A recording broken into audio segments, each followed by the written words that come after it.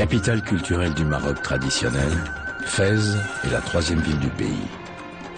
Sa mosquée, Karaouine, siège de l'université, demeure l'un des centres intellectuels majeurs du Maghreb depuis l'époque médiévale, qui voyait les savants du monde entier affluer vers ses prestigieuses écoles de médecine, de mathématiques ou d'astronomie.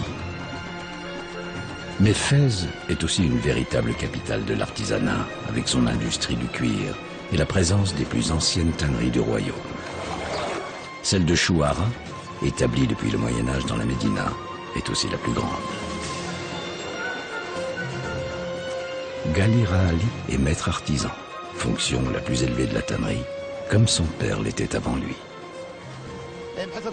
Je vais au marché pour acheter les peaux et rien qu'au toucher, je sais immédiatement ce que je vais faire avec, quel produit je vais pouvoir créer.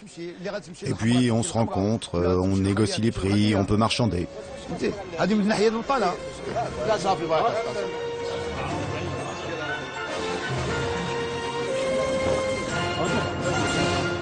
Mon métier, je l'ai hérité de mes ancêtres. C'est un métier qu'on se transmet de père en fils.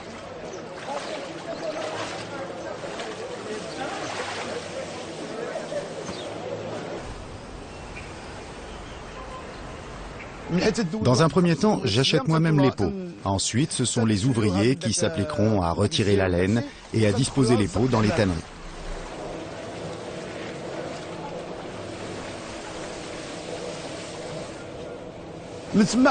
Après 3 jours de traitement, les peaux sont nettoyées avant d'être mises à sécher durant quelque temps.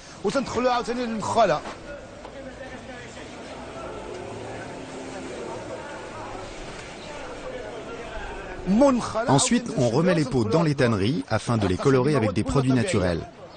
Tous les produits qu'on utilise ici sont 100% naturels.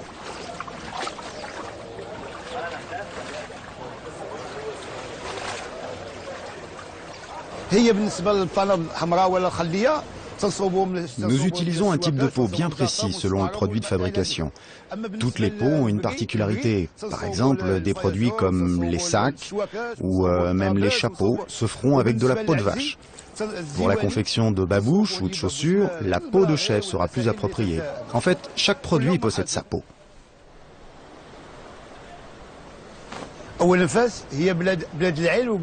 Fès, c'est la capitale culturelle du Maroc, mais elle est également reconnue comme la ville du tannage.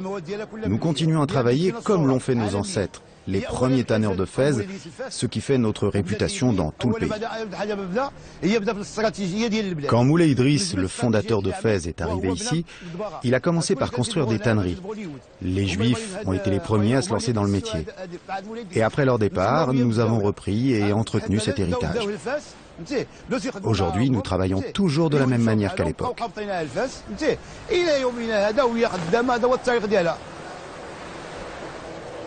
Le tannage, c'est une tradition très ancienne à Fès, qui continuera d'exister encore très longtemps, si Dieu le veut.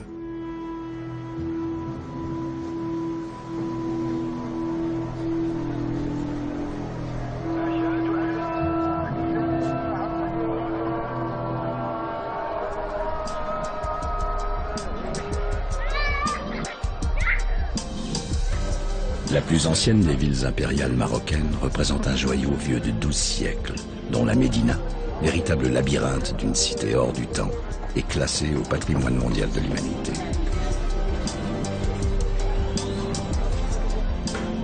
Cachés derrière des façades anonymes, on découvre des bijoux d'architecture traditionnelle, préservés, uniques, comme le palais El Mokri, l'un des plus impressionnants de Fès, resté clos pendant près d'un demi-siècle et qu'une prochaine rénovation va ressusciter. La résurrection de ce patrimoine exceptionnel, c'est le travail d'Abdelaziz El Moussaoui, architecte spécialisé dans la rénovation de riad dans le respect des méthodes traditionnelles. Pour ce genre de riad, je dirais pas que la loi est draconienne, mais il faut quand même signaler que les règles sont très strictes. Il y a énormément de vigilance de la part des autorités. Par exemple, il y a eu le ministère de la Culture, il y a l'agence de dédensification et de réhabilitation. C'est une agence qui veille au respect de l'urbanisme de l'ancienne ville, de la ville de Fès.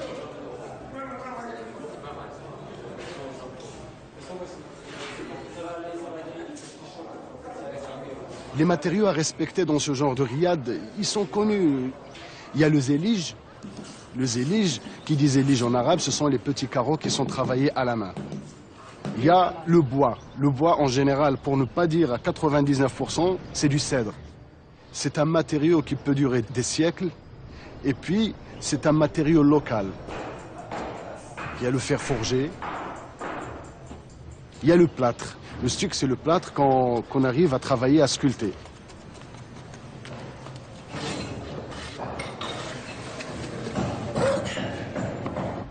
On a dû remplacer certaines pièces par d'autres pièces, mais similaires.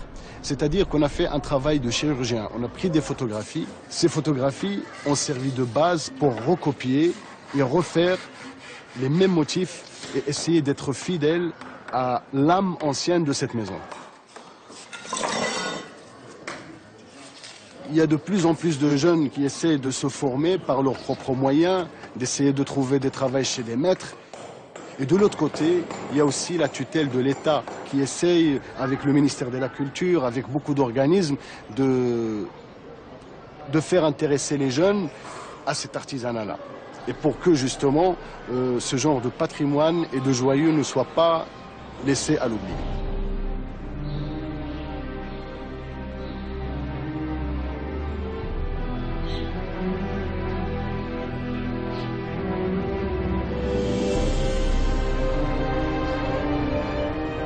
La ville de Fès a quand même une particularité par rapport aux autres villes marocaines. C'est vrai que c'est la première ville au Maroc, elle a 2 siècles d'histoire, c'est la capitale spirituelle, religieuse, cultuelle. Elle a la particularité d'adopter les gens, cette ville. Elle est très cosmopolite. Et vous sentez que tout le monde veut appartenir à cette ville et tout le monde veut mettre du sien pour la sauvegarder, pour lui rendre hommage en quelque sorte. Parce que cette ville, elle reçoit et elle donne.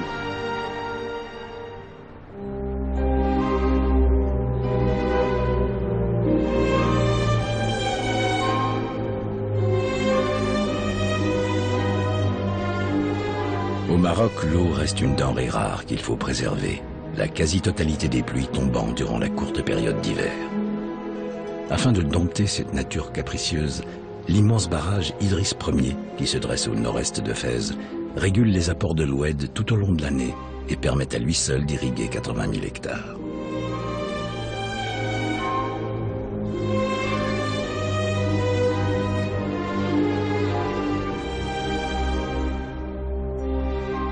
Coincés entre le Rif et le Moyen Atlas, ces grands espaces sont le terrain d'une agriculture variée, secteur clé de l'économie marocaine, puisqu'il emploie près de la moitié de la population active du pays.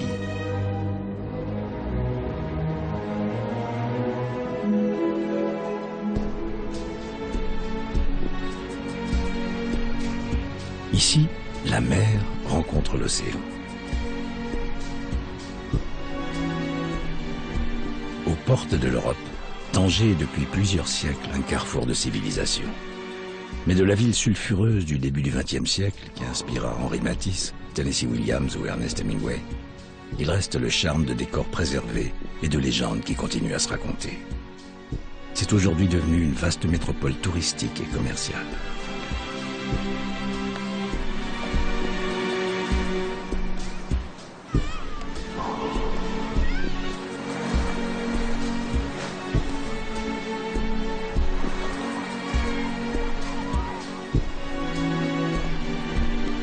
À la périphérie de la ville s'étend d'ailleurs le premier port de commerce du Maroc, à seulement 15 km des côtes espagnoles, sur le détroit de Gibraltar, la deuxième voie maritime la plus fréquentée au monde.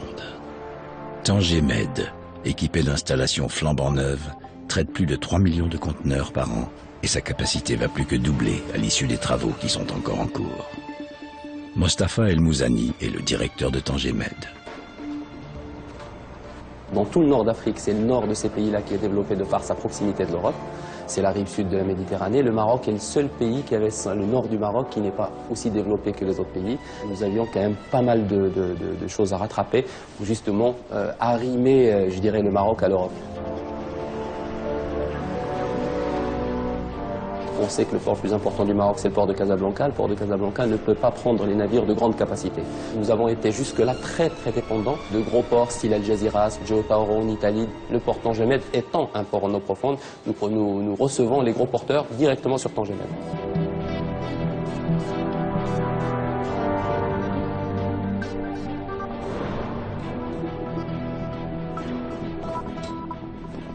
Nous sommes dans le détroit de Gibraltar, c'est 100 000 navires qui croisent nord, sud, est, ouest. C'est la bonne position et nous sommes heureux de l'avoir choisi.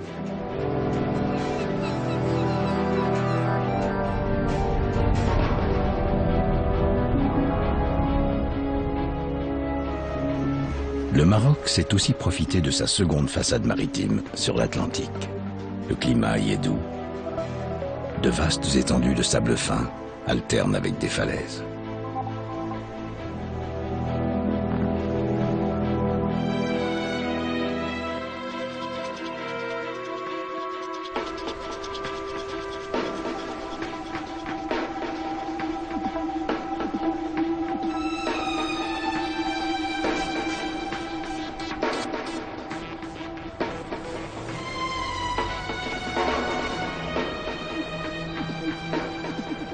Rabat, deuxième ville du Maroc en densité, est la capitale politique du royaume depuis 1912.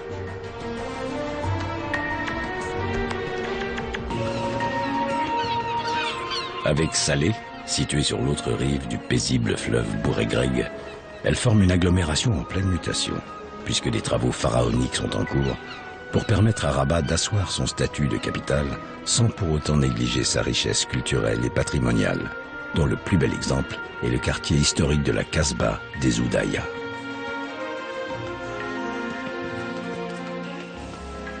À la fois architecte et historien, Mohamed Essemar travaille à la mutation de la cité tout en assurant la préservation de ses trésors architecturaux. Si vous connaissez bien Paris, le meilleur quartier c'est le quartier latin et Montmartre bien sûr, et moi je dis les Oudaya c'est le Montmartre de Rabat.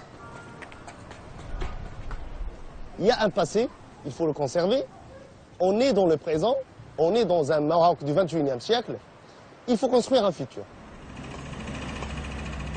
Le tunnel des Oudaya, c'est à la fois du modernisme pour pouvoir fluidifier la circulation, résoudre le problème de circulation et tout, certes, mais on a conçu ce tunnel pour protéger les Oudaya, pour protéger la Médina de Rabat, parce qu'il était agressé par la pollution auditive et la pollution des échappements, qui est justement une agression pour les parois et pour tous les monuments de la Casbah et de la Médina de Rabat.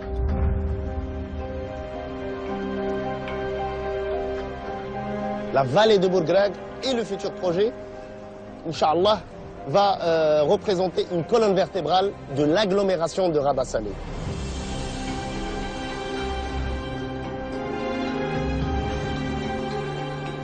Cette unification va nous donner la possibilité de créer une future capitale du 21e siècle qui sera à l'image des capitales du bassin méditerranéen qui nous entourent, comme Rome, comme le Caire et surtout comme Istanbul. Il y avait toujours une rivalité entre les deux rives. Les habitants de Salé disent « moi je suis Slaoui », l'autre il dit « moi je suis Rbati » et le Bouregreg il est devenu une frontière et il est devenu le mur de Berlin. Maintenant c'est dépassé cette rivalité et on se sent tous qu'on est citoyens de la même ville. Tous citoyens de la même ville, y compris ceux qui vivaient de la séparation entre Rabat et Salé, comme Mohamed Jalal, l'un des nombreux barcassiers du fleuve qui transportait les habitants d'une rive à l'autre et promène désormais surtout les touristes. Avant, il y avait toujours des différends entre la population de Salé et celle de Rabat. Ils s'insultaient, ils se méprisaient, ça pouvait aller très loin et même être très violent. Ils étaient en conflit permanent. Les habitants de Salé ont longtemps été considérés comme des gens peu fréquentables. Et pour cause, ces conflits sont nés surtout des pillages commis sur des commerçants par des pirates qui venaient de la ville de Salé.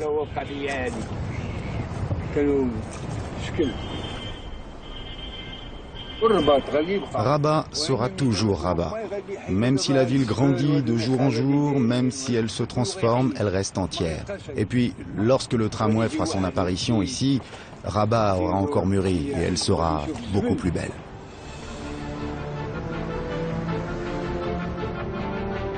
Partout dans la ville, les monuments majestueux rappellent les richesses du passé.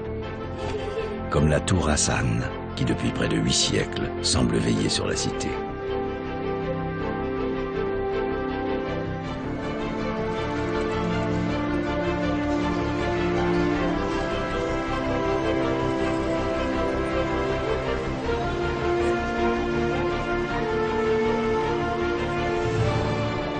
pied des imposantes murailles brunes de la nécropole de Chella, magnifique édifice mérinide du XIVe siècle, le groupe Nas reprend l'un des classiques de la chanson traditionnelle marocaine qui évoque justement l'opposition entre les sœurs ennemies, Rabat et Salé.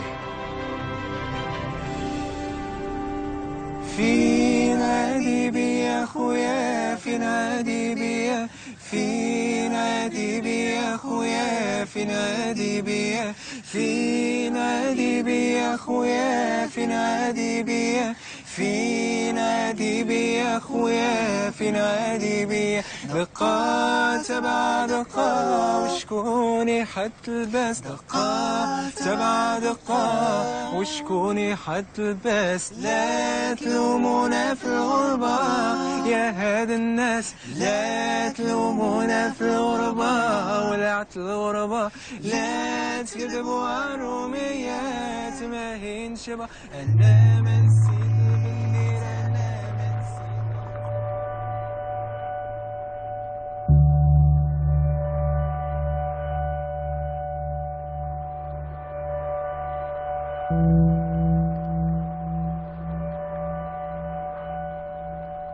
Le plus important site antique du Maroc, Volubilis, tient son nom d'une plante grimpante aux fleurs colorées présente en abondance sur le site au IIIe siècle avant Jésus-Christ. Les ruines de cette puissante cité romaine sont aujourd'hui classées au patrimoine mondial de l'UNESCO. Juste en face, surplombant toute la vallée, est accrochée sur un éperon rocheux la ville de Moulay Idriss, ainsi nommée en hommage au fondateur de la première dynastie arabe du Maroc qui repose en ces lieux. Mais la principale ville de la région, ceinturée par une muraille d'une quarantaine de kilomètres, c'est Meknès. D'apparence tranquille et simple, elle conserve pourtant de nombreux monuments qui lui ont valu le surnom de ville aux 100 minarets.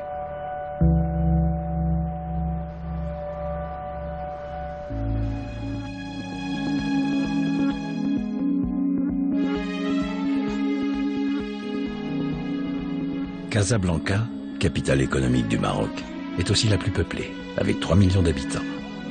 Casablanca est à l'image de sa population, jeune, urbaine, ouverte sur le monde.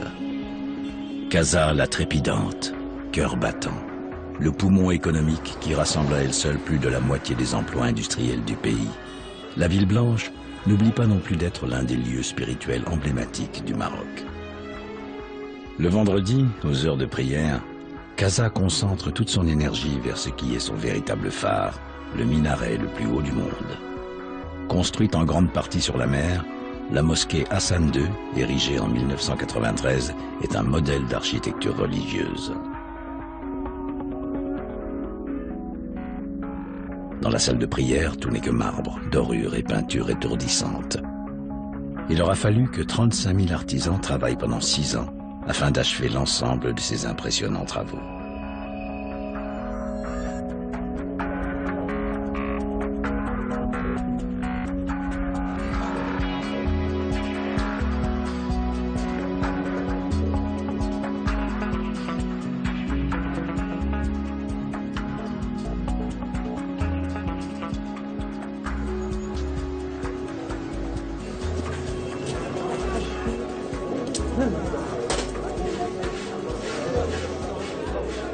Au cœur du quartier Maarif, le marché est le terrain de chasse de Meriem Cherkaoui, jeune chef cuisinier formé dans les plus grandes écoles, qui est revenu à Casablanca pour y ouvrir son restaurant. C'est ici que cette amoureuse des traditions culinaires marocaines vient choisir les précieux ingrédients qu'elle utilise dans ses créations gastronomiques. Le marché, c'est d'abord une rencontre humaine. Allez, la fleur d'oranger, je crois. Ça, c'est bien. Mais en hiver, c'est bien de travailler des miels puissants. Ça, c'est plus doux.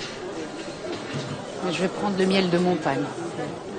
Entre le fort Et le doux. On a les deux. Ici se fabrique sous vos yeux l'amlou, une délicieuse pâte sucrée faite d'amandes, de miel et d'huile d'argan.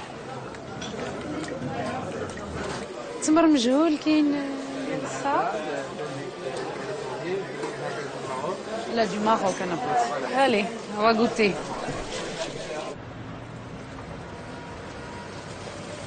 Meriem Cherkaoui, chef cuisinier et propriétaire de la Maison du Gourmet. t'as vu? Lui, c'est grand. Ben là, c'est des brilles qu'elle est en train de faire, Aïcha. Alors, c'est des crêpes marocaines. On peut les appeler aussi 1000 trous. Moi, je les appelle comme ça, les 1000 trous, parce qu'il y en a beaucoup. Et qu'on sert ça en forme de sushi ou maki, comme on veut l'appeler. Et à l'intérieur, on va garnir avec de l'amande marocaine qu'on a mixée avec de la fleur d'oranger, un peu de cannelle et de gomme d'arabique. Et des dattes qu'on a achetées tout à l'heure au marché.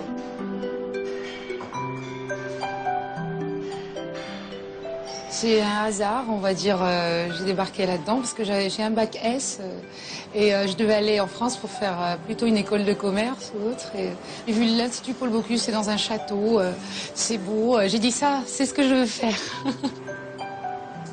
Par la suite, j'ai fait quelques stages. J'étais aussi au Majestic à Cannes, au Crillon à Paris. Après, je suis rentrée au Maroc parce que j'avais toujours l'intention et le but de rentrer pour monter une affaire ici à Casablanca. Je suis partagée entre ces deux cuisines, on va dire c'est mes deux amours, la cuisine française et la cuisine marocaine. Et c'est pour ça qu'il y a toujours cette influence, cette technique française, parce que je trouve que la cuisine française est très riche en technique et la cuisine marocaine est très bonne en saveur et elle demande aussi à être améliorée, revue au goût du jour.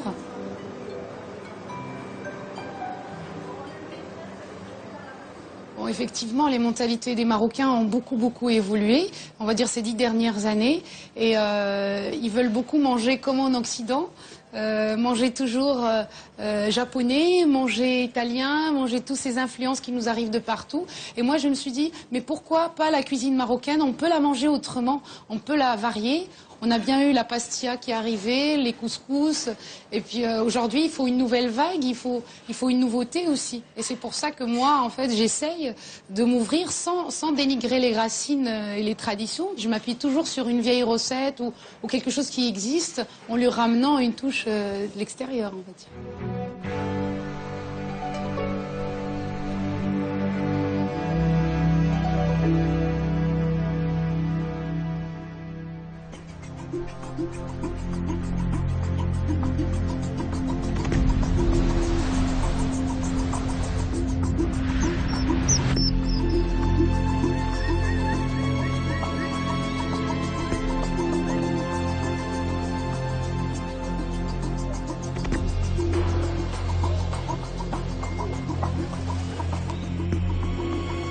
Loin de l'agitation des grandes métropoles, Essaouira offre un calme et une poésie qui ont fait de la cité portuaire un repère pour les artistes en quête d'inspiration.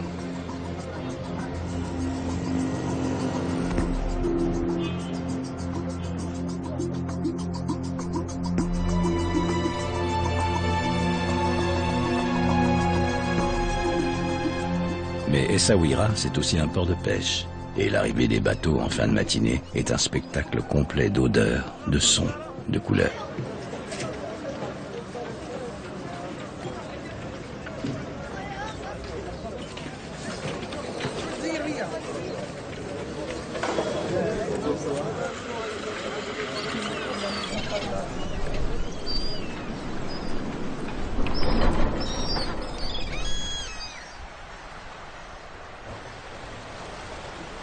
Pêcheur depuis de nombreuses années, Asdine Sanana est depuis peu devenu artiste peintre. Je suis devenu artiste grâce à un ami très proche.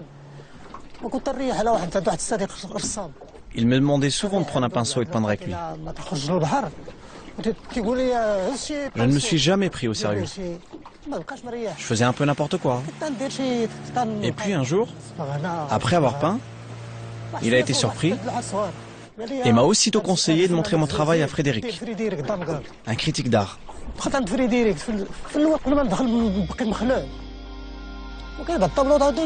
Je commence toujours mes tableaux par une vue d'ensemble et après je rentre dans le détail.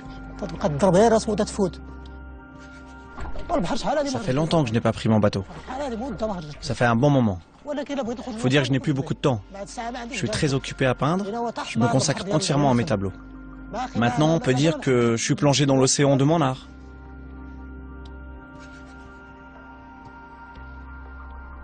Claude Jadot dirige la galerie Dame Garde.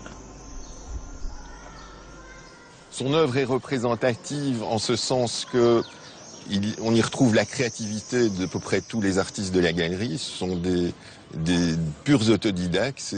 Ça émerge, c'est vraiment une pulsion créatrice comme on en trouve peu. Et c'est aussi une œuvre particulièrement colorée qui est en rupture avec l'art habituel qu'on retrouve dans le Maghreb. On sort des tons beige, rouge, et brun et noir pour avoir toute la palette de l'arc-en-ciel.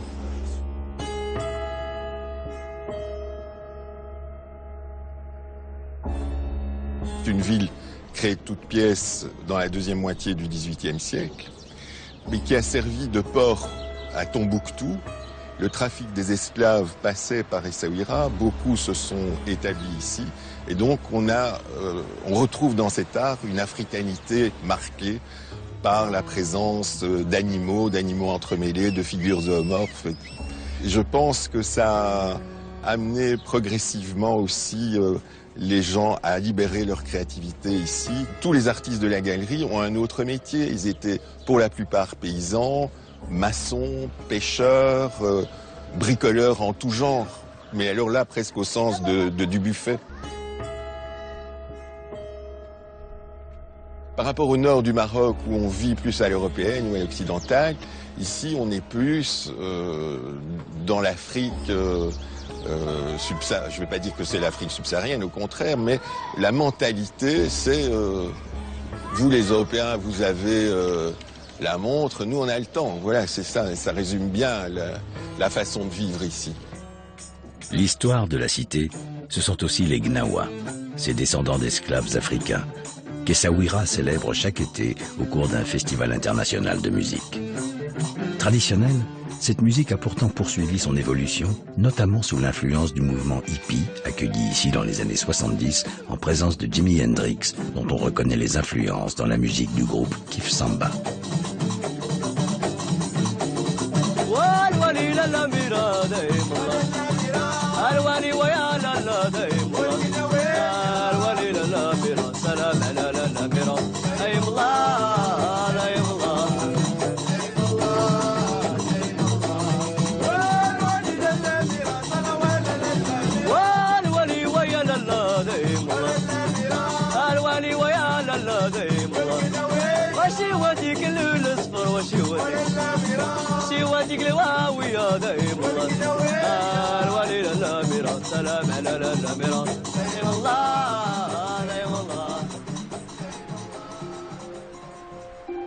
Essaouira, c'est aussi la ville du vent, qui, malgré la chaleur accablante de l'été, rend l'atmosphère agréable.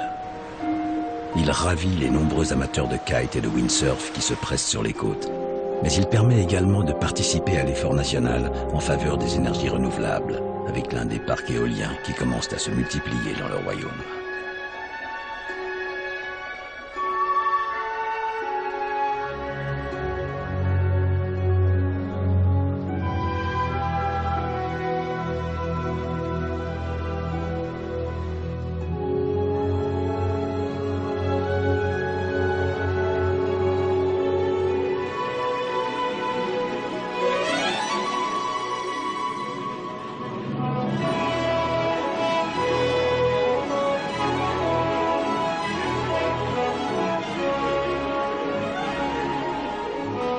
Une plage de sable longue de 10 km, des températures douces, 300 jours de soleil par an. Agadir a su transformer ses qualités naturelles en force économique pour devenir la plus grande station balnéaire du pays. La ville s'est dotée d'immenses complexes hôteliers de toutes catégories. Au total, elle dispose d'un parc de 23 000 lits et accueille chaque année près de 700 000 touristes.